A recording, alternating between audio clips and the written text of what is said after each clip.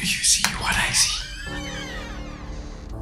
Jangan lupa untuk subscribe, share, dan nyalakan lonceng notifikasinya sebagai bentuk dukungan kamu.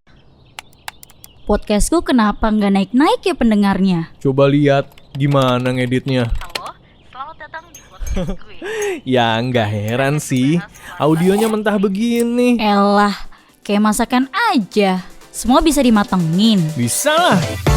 Makanya yuk bikin siniarmu naik kelas di Masterclass Editing kelas podcast Siberkreasi Batch 2. Bakal dikupas tuh segala cara olah hardware dan software biar maksimal. Beneran nih, siapa mentornya? Ada Agus Hardiman dari Artsonika dan V. Saleindra yang punya Bandung Tanpa Kamu. Daftar kemana? Bayar berapa? Gratis hey! Langsung aja meluncur ke siniar.net/editing.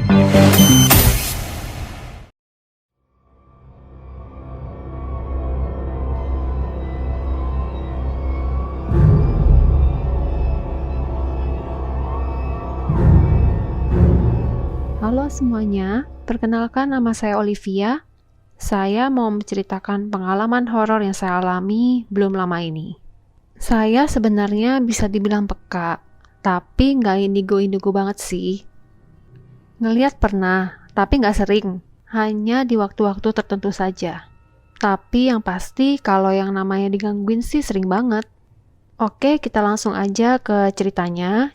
Jadi kejadiannya itu terjadi di pagi hari. Setiap pagi pada hari sekolah, anak saya bangun sekitar jam 5.30 dan berangkat jam 6.15. Sebelum berangkat sekolah, dia selalu teriak dari bawah, "Mi, aku jalan dulu ya." Dan saya selalu buka pintu kamar sambil jawab, "Iya, hati-hati ya." Setelah anak saya berangkat, karena masih pagi, biasanya saya lanjut tidur dan akan bangun lagi di jam 8 atau 9.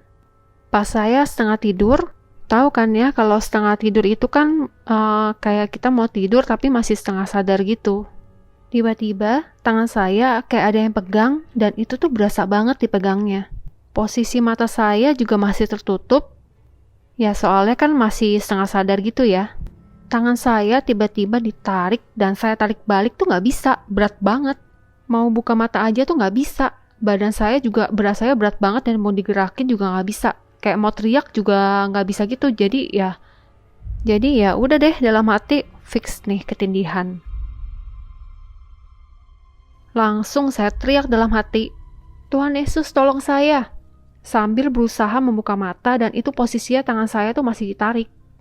Pada saat mata saya setengah terbuka, saya melihat sosok hitam besar banget, gak ada mukanya juga hitam semua, ada di sebelah saya. Saya langsung merem lagi dan makin kencang tuh doanya. Itu tuh kejadiannya cepet banget, cuma beberapa detik deh. Pada saat saya masih struggle dengan makhluk itu, saya mendengar suara anak saya teriak dari bawah, "Mi, aku jalan dulu ya." Dan itu suara jelas banget suara anak saya. Dalam hati, loh, kan anak saya bukannya udah berangkat dari tadi ya? Wah, gak beres nih. Dan itu posisinya saya lagi struggle mau lepas dari makhluk itu. Udah deh, sambil merem dan baca-baca doa terus dalam hati, puji Tuhan, akhirnya makhluk itu pergi. Saya langsung buka mata, masih matung, dan masih doa terus dalam hati, sambil tenangin diri.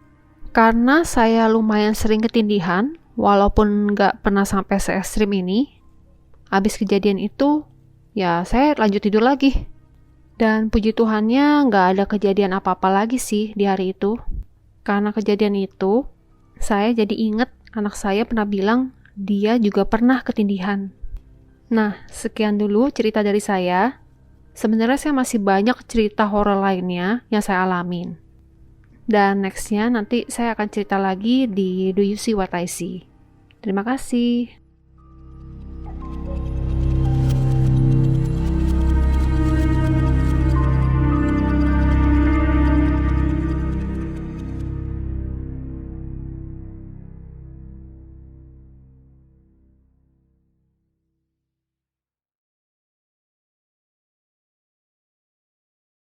Kirim cerita kamu ke alamat berikut. Do you see